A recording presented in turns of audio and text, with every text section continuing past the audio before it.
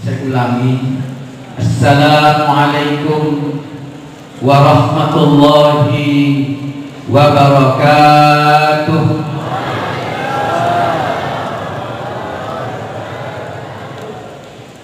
Alhamdulillah, asyhadu an la ilaha illallah wa asyhadu anna Muhammadar Rasulullah. Allahumma shalli ala sayyidina wa maulana Muhammadin wa ala alihi wa sahbihi wa sallim. Saudara-saudaraku, hadirin hadirat yang dirahmati Allah Subhanahu wa ta'ala, sama-sama kita muliakan Abu di Kubah,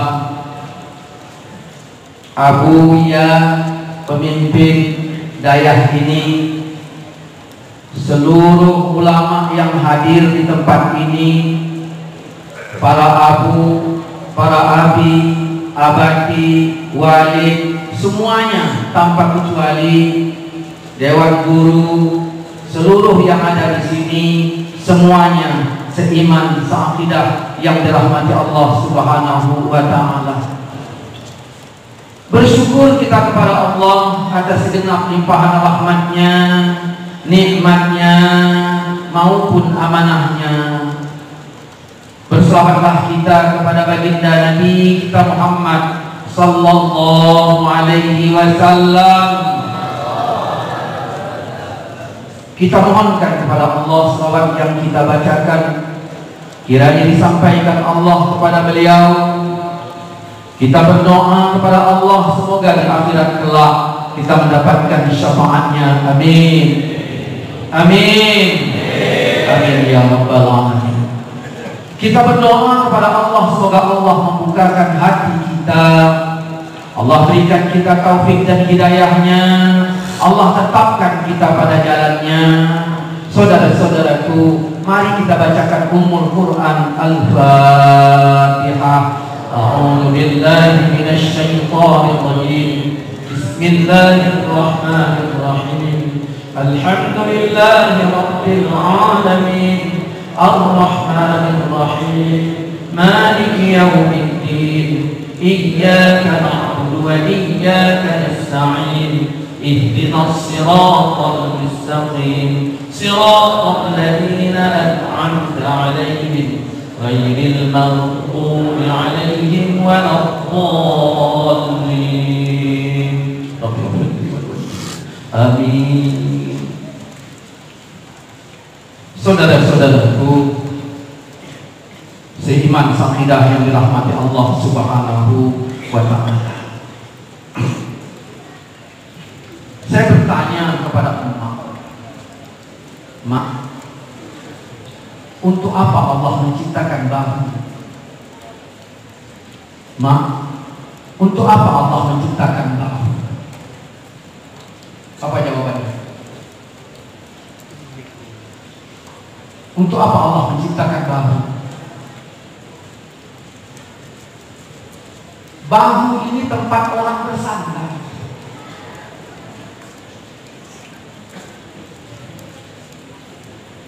Inilah bahu, tempat orang bersandar. Maka carilah teman yang memiliki bahu. Maka ketika engkau butuh bahunya, engkau bisa bersandar di bahunya. Tapi jangan lupa, siapkan bahumu juga untuk temanmu. Jangan menjadi orang yang tak punya bahu. Ini rada berjalan berkat alumni yang mau saling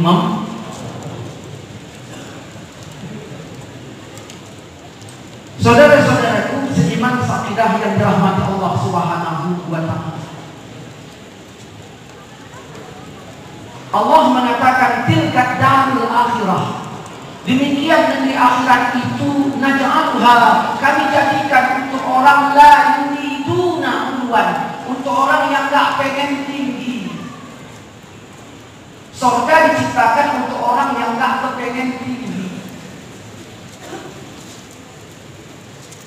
Bagaimana itu? Allah Subhanahu wa ta'ala jadikan sholat pada hambanya supaya hamba mengerti siapa tentang dirinya.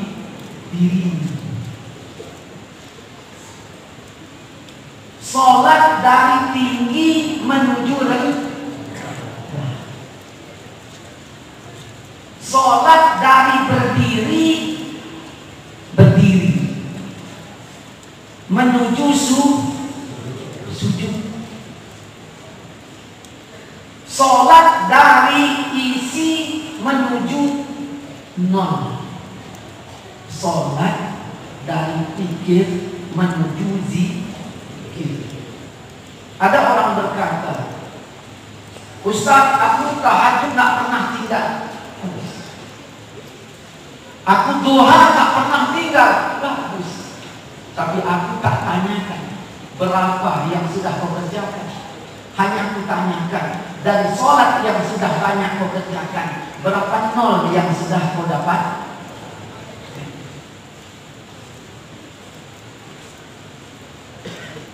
Ada Udin datang menjumpai saya. Bang, 20 tahun aku tak pernah tinggal sholat berjamaah. 20 tahun aku berdiri di belakang imam. 20 tahun aku berdoa kepada Allah Subhanahu wa ta'ala. Tetapi tidak ada satu doa pun yang dikabulkan Allah Subhanahu wa ta'ala. Kira-kira menurut abang, di mana salahku? Kenapa Tuhan tidak menepati janjinya? Saya katakan, aku tak punya jawaban. Tapi ada Tuk Dolah yang ngerti tentang hikmah. Maka ayo kita berangkat menjumpai Tuk Dolah. Sampai ke rumah Tuk Dolah, atau ini Sudin bertanya, dia 20 tahun sholat berjamaah. Setelah selesai sholat dia berdoa minta kepada Allah, tetapi doanya tidak dikabulkan, satu pun tidak dikabulkan. Kira-kira apa jawaban Atuk? Atuk itu berkata, siapa pelakunya? Ini Sudin. Din, sini dulu. Datang Sudin menghadap Atuk. Kata Atuk, Din, makanya kau rajin-rajin berdoa. Loh, Udin bisik ke saya, Bang, ini aku yang stres apa Atuk?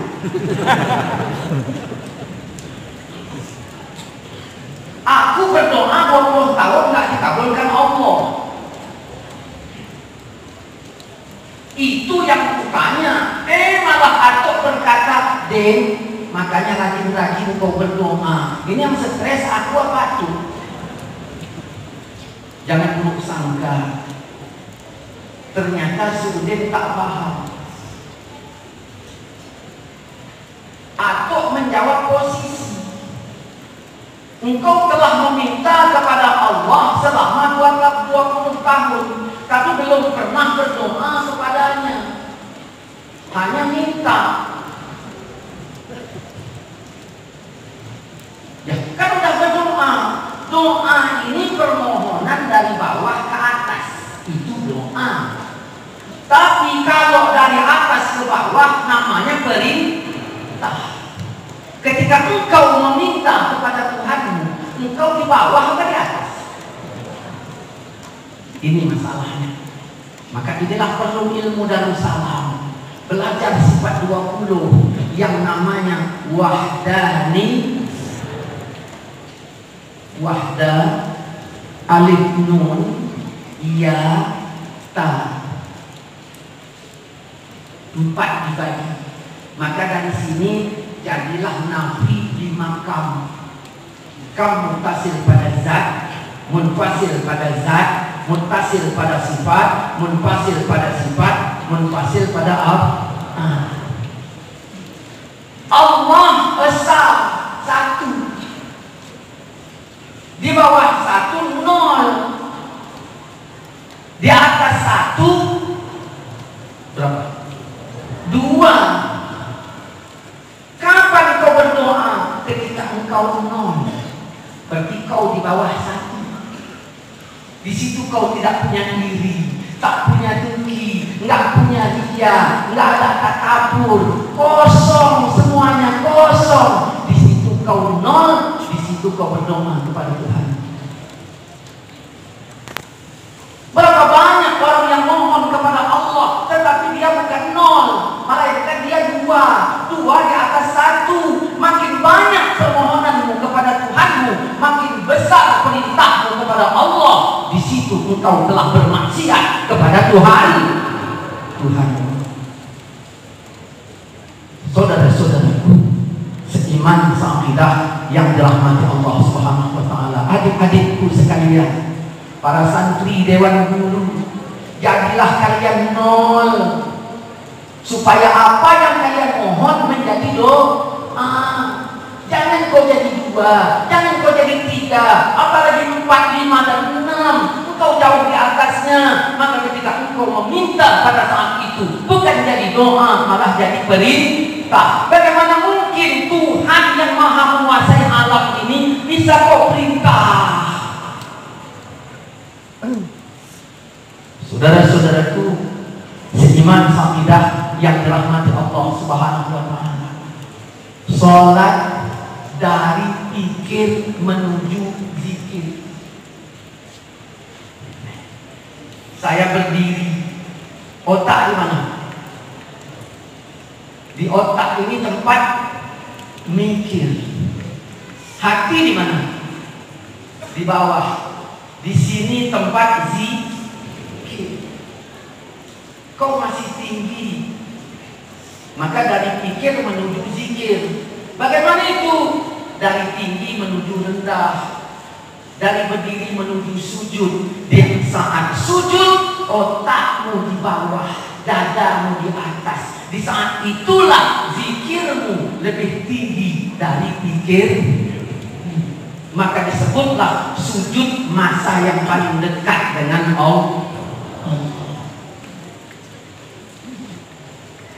Aku tak tanya berapa rakaat sembahyang yang sudah kau kerjakan, tak tanya berapa duha tahajud yang sudah kau lakukan, tapi yang ku tanya dari seluruh sholat yang kau kerjakan, berapa rendah yang sudah kau dapat, berapa zikir yang sudah kau temukan, berapa nol yang sudah kau dapatkan dari sholat yang sekian banyak rakaatnya kau kerjakan.